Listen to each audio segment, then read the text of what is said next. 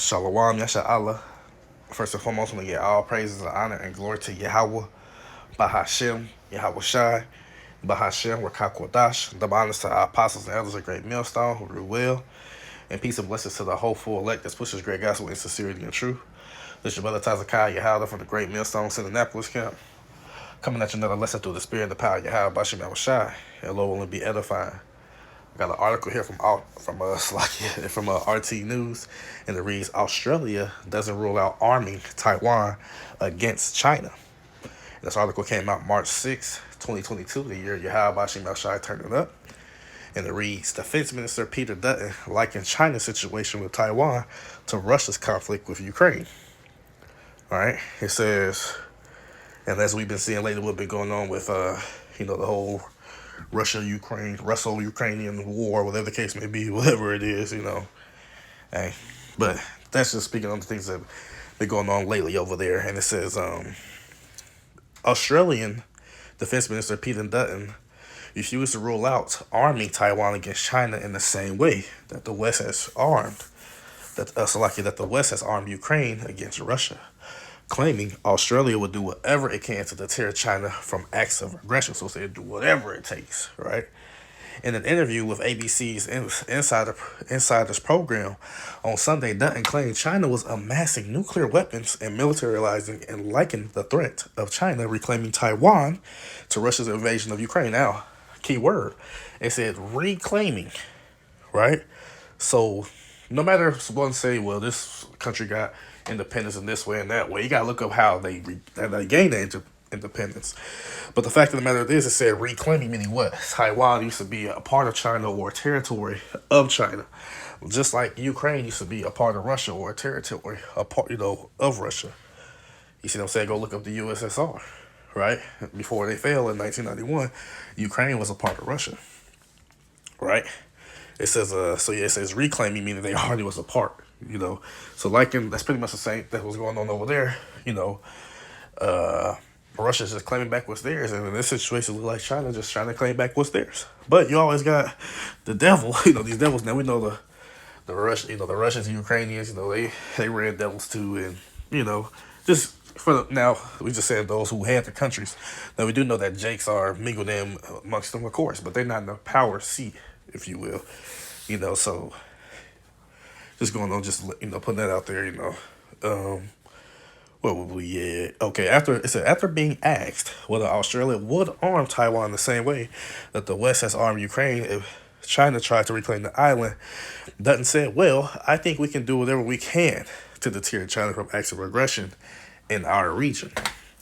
The question is, as it is in the Ukraine at the moment, if it's Taiwan, does it just stop there, right?" It says the minister questioned before citing former U.S. Secretary of State Henry Kissinger.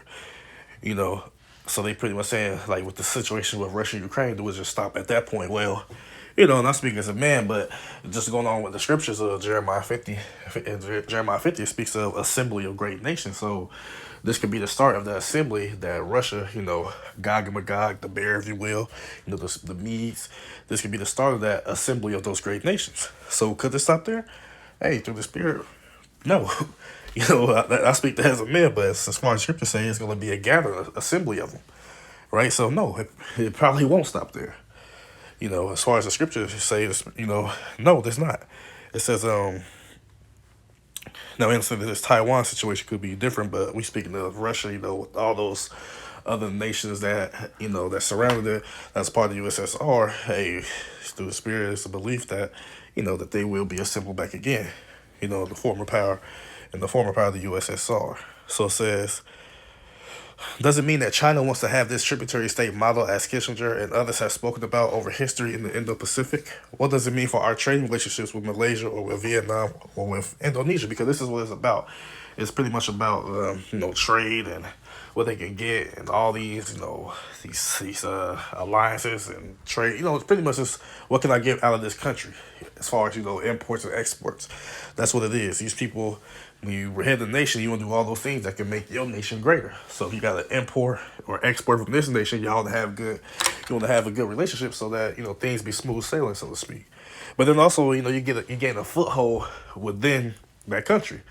So via, you can say, for example, this country want to become friends with another country. Let's say the country that wants to be friends, they're more powerful than the other country. So then what happens when y'all become friends and all this and that? What happens? You get an embassy. They may let you put a base there, this and there. And really, you got control of that country, even though you on the facade is just trying to be friendly and trade. You see, that's how they gain those footholds, get those embassies in there. It says, let's drop it down. It says, doesn't argue that while there is always a cost for action, there is also a cost of inaction. And added, so ours for now is a desire to see peace prevail and to deter any acts of aggression, whether it's from China or from Russia or anybody else. After interviewer David Spears asked Dutton to give a clear response. So be clear, don't beat around the bush. Give a clear response as to whether Australia will arm Taiwan. Dutton refused to rule out anything, right? He didn't rule out anything, saying the country would take interest in any of those conflicts or the threat of conflict that serve our national interest. So pretty much, if y'all, coming over here to reclaim them, do this and that, go affect us and our interests, then yes, they willing to do something about it. Now look at this and say what? Read more. Australian nuclear subs not for imminent attack or regime change, and envoy promises, right? So if nothing was supposed to pop up over there, y'all wouldn't be, building up. But as we can see, it has been a lot of stuff brewing over there in the South Pacific Sea. If people have been paying attention to it, a lot of conflicts, a lot of naval joint, what's they called, war games and stuff like that. China got they making these makeshifts, islands and all types of things going on. So if you want to look into that. It says the minister also said, and like they put bases down there too. It says the minister also said Australia's arrangement to obtain nuclear powered submarines in the near future will send a very strong deterrence message. Now, so for them to do that, that's been a very strong deterrence message, or ultimately sending a threat. You get what I'm saying? It says in the Indo-Pacific. And he warned that China was amassing huge forces in the region, like I just said. They've been around there, with a great military presence. It says, asked if Australia would aid the U.S. if it took action against China over Taiwan. Dutton said, if it's in our national interest to protect our homeland and our allies, right? Because I looked into it. So technically, Australia isn't a NATO. They're not in NATO, but they have some. I forgot what it's called. Some type of ties that. It ties them into where they can receive such protection. Just like this whole thing with Ukraine. Ukraine's not technically a part of NATO, but you can send some type of aid to them. They got some type of policy, some type of agreement. Same thing with Australia. And then we know the Australians, they stem from the Britons, and the Britons, they, Edomites. Just like over here. So it's kind of funny. It's just like, because the Edomites from America primarily, they from Great Britain. The the British Edomites. And same thing that went down there to Australia. It was the British Edomites. You get what I'm saying? For the most part. So they're gonna help each other if push comes to shove. So, and saying our allies, then we will take that decision at that time as to what our country's best interest is, and there is no sense pretending otherwise. So it says, read more. Australia had better prepared for sacrifice. China media boss warned. So, strong words from these countries that say, we live in a very uncertain time. And not just the next few years, but the next couple of decades. See, look, these devils, they believe it's going to be decades and decades, this and that. And they said we live in a very uncertain times, but the men of the Lord, us in the truth, we understand the times that we're in. We're in the latter times. We're in those end times. Now, the uncertainty is if your rulership going to go on. And to tell you, as far as the scriptures say, it will not. Right? It says we want peace. Oh, it say we want peace to prevail in our region. But you don't have that peace if you're arguing from a position of weakness, he concluded. Australia needs to be in a strong position. We're in the strongest possible position if we're in company of a great allies, like if we're in the company of great allies like NATO partners. See? So that's their allies. It says during the interview, Dutton also revealed that the Australian government will soon announce more about its nuclear submarine agreement with the U.S. and UK. That's the spirit. just said that how that the ties between the American majority of the Edomite Americans that came from Great Britain, just like the Edomites in Australia that came from Great Britain, right? They all like I said, they all pretty much came from the same land over there. But of course, it's more Edomites in different countries as well. But it says and that it was going to acquire the capability much sooner than 2040. See, this is the mind of these devils that they just gonna keep going and going and going and going. No, you coming to an end. You don't got no another 20, 18, whatever years. No, through. It's the date originally expected. Y'all gonna wait that damn long? But anyway, it say in November, Dutton said it would not be inconceivable for Australia not to join the U.S., right? And take an action against China if Beijing tried to reclaim Taiwan by force. The comment sparked outrage in Beijing and global time leader who Xi Jinping warned Dutton that Australia better be prepared to sacrifice for Taiwan Island and the U.S. if it ever makes such a move. So pretty much saying, man, prepare to fight and be and be destroyed. That's really what they said. This could be a sacrifice. You do something like that. You know, and that's all that's on there. Like I said, we got a lot of things going on in the world. A lot of prophecy. So it's a great time to be alive if you in the spirit of Yahweh Shemashah, you in this truth, a true believer, right? But as far as the rest of the world, not so much. So we go get some scripts on this. Where do I want to start? Oh, well, let's see. Do I want to start right here or because they kept saying, "Oh, yeah, we gonna do this. This is what we gonna do." This is the spirit when we start right here. So this is Matthew chapter 24. Here we go to the point. I ain't gonna make this too long. Verse 6. It say, "And ye shall hear of wars and rumors of wars." So as we are hearing now, you hear about this Ukraine and this Russia-Ukraine thing. That's a war. That's what's going on. Hey, you gotta chew the meat and spit out the bones, but whatever it is, and then rumors of wars like right here saying speaking about if this thing happened over there, the conflict with Taiwan, well we gonna do this and that. So that's a rumor war that something may happen. Then other things, it's other things that spot popping up. Like I said, one thing what we always got to keep our eyes on is the Middle East as far as what's going on over there. But as we see right now, like I said, these wars and rumors of wars, they are prevalent. This is not just something spoke of or something that's prophesied. It's actually come to pass in real time. And any other small war, any other proxy war, any other thing, these are tied into this as well. It's when ye shall hear of wars and rumors of wars, see that you be not troubled. So when these things come to pass, all these things happen. You see how people, pray for the Ukraine and pray for those people, this and that. See, they troubled, right? But us in this faith, it say what? That ye be not troubled. Why are you not supposed to be troubled? For all these things must come to pass. You got in your mind that all these things must happen. That's why we're not going to be troubled when these things come to pass. But guess what? They say, well, but the end is not yet. So the end is not yet. You got some people saying, well, this is it. This is the 113. This is this. No, it's not. It's absolutely not. This is just a war that's going on right there, or whatever the case may be, or whatever it may lead to. But this is not the big one. You get what I'm saying? It's not the big one because why? The big one that will be coming to pass after they make the MOTB mandatory to get for you to buy and sell. The big war comes after the fact. Not the big war come and then everything destroyed, then they issue that out. No. You know what I'm saying? So the MOTB has to come first before World War III. Right? Verse 7. For nation shall rise against nation, right? And kingdom against kingdom. You see the nation of, how they put in the world, because we understand nations go back to a progenitor. It's 18 nations in the world, but they say it's like 193, 195.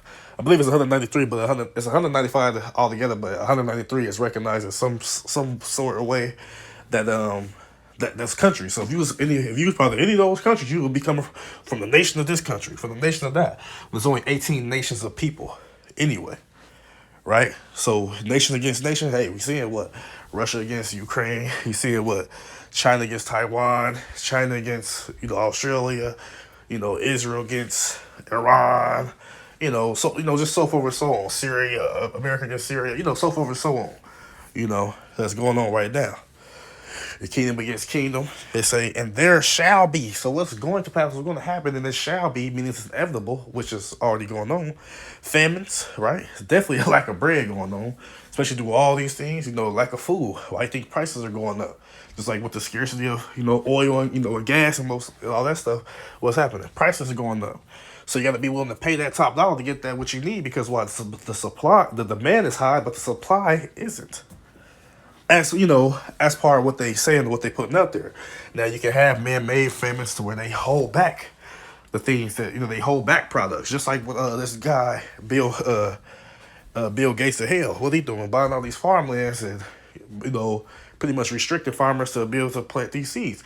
Also, I did a lesson not too long ago, whereas there's a shortage of seeds in itself. So these famines are apparently they're happening. They're going on around the world. They always have been, but there's more and more famines are happening. But now these famines are coming to these major nations, these superpowers, if you will, right?